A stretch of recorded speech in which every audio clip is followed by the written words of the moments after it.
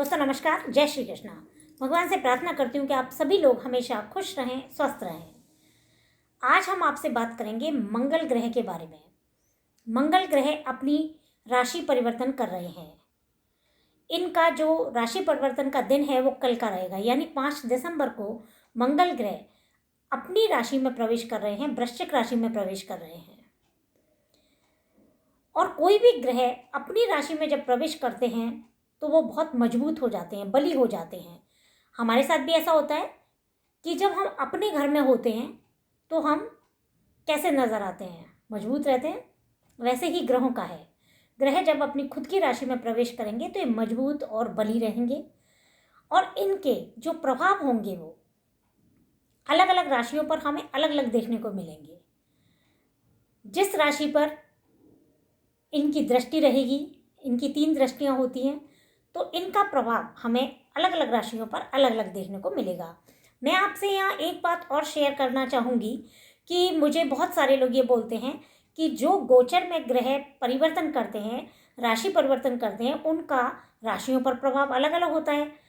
तो आप राशियों के बारे में आपने बताया नहीं, तो मैं यहाँ अपनी बात कहना चाहूँगी कि मैं राशियों के बारे में बताने से थोड़ा बचती हूँ। इसका कारण भी मैं बता देती हूँ, क्योंकि मैं ये आप लोगों को बताना चाहती हूँ कि जो राशियों पर प्रभाव रहे तो मैं आप लोगों को ये बताऊँ कि इनका जो भी प्रभाव है वो सबके लिए शुभ हो, मंगल हो। मैं उस पर बात करना ज़्यादा प्रेफर करती हूँ कि मेरी बात ज़्यादातर सभी लोगों तक ये पहुँचे कि ये जो ग्रह राशि में गोचर में परिवर्तन कर रहे हैं तो इनका सबके ऊपर क्या क्या प्रभाव पड़ रहा है, तो उसका प्रभाव पॉजिटिव कैसे रहे, शुभदायी कैसे रहे, फलदायी कैसे रहे, मंगल कारक कैसे रहे। क्योंकि मैंने आपको जब राशियों और ग्रहों के बारे में बात करी थी तब मैंने आपको ये बताया था कि एक राशि में एक व्यक्ति जन्म होता है, उसी राशि में दूसरा व्यक्ति का जन्म होता है, फिर उन दोनों के स्वभाव में, उन दोनों के जीवन में बहुत परिवर्तन होते हैं। उसका कारण ये होता है कि एक ही राशि के बहुत सारे व्यक्ति होते हैं, बहुत सारे लोग होते हैं। तो जब भी कोई ग्रह परिवर्तन करता है, गोचर में राशि परिवर्तन होती है, तो उनका प्रभाव अलग अलग राशियों पर पड़ता है। लेकिन हम ये देखते हैं कि उन ग्रह की जो गोचर में परिवर्तन कर रहे हैं उनकी कुंडली में क्या स्थिति है, उनकी कुंडली में जो भी स्थिति होगी उसका भी प्रभाव पड़ेगा। महादशा, अंतरदशा, प्रत्यंतर दशा का भी प्रभाव पड़ने वाला है, उस व्यक्ति के कर्मों का भी प्रभाव पड़ने वाला है।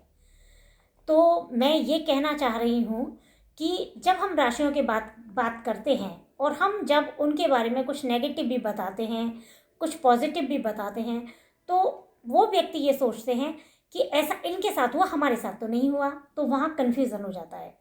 क्योंकि जो लोग ज्योतिष की जानकारी रखते हैं वो तो मेरी बात को समझ गए होंगे और वो समझ भी जाते हैं, और जिन लोगों को जानकारी नहीं होती है तो वो ये सोचते हैं कि मेरी तो ये राशि है, सामने वाले की भी ये राशि है, फिर हम सबका जीवन अलग अलग क्यों है, ये तो सब बेकार की बातें हैं।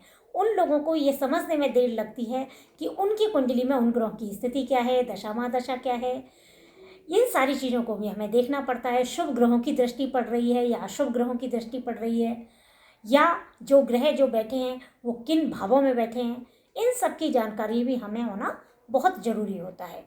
इसलिए मैं आपको ये कहना चाहती हूँ कि ये मंगल ग्रह जो अपनी राशि परिवर्तन करके अपनी राशि में आ रहे हैं तो हर किसी के लिए मंगलकारी हों। यह साल मंगल का है, हमने आपको पहले भी बताया। अब मैं आपको ये बताना चाह रही हूँ सभी राशि वालों के लिए। सबसे पहले तो आपके लिए मैं भगवान से प्रार्थना करूंगी आप सभी लोग हमेशा खुश रहें और स्वस्थ रहें। अब मंगल का ये जो राशि परिवर्तन हो रहा है, क्योंकि यहाँ पहले से ही केतु भी विराजमान है, तो इन दोनों का ही प्रभाव पड़ने वाला है। तो हमें सबसे पहले तो हनुमान जी की उपासना करनी है।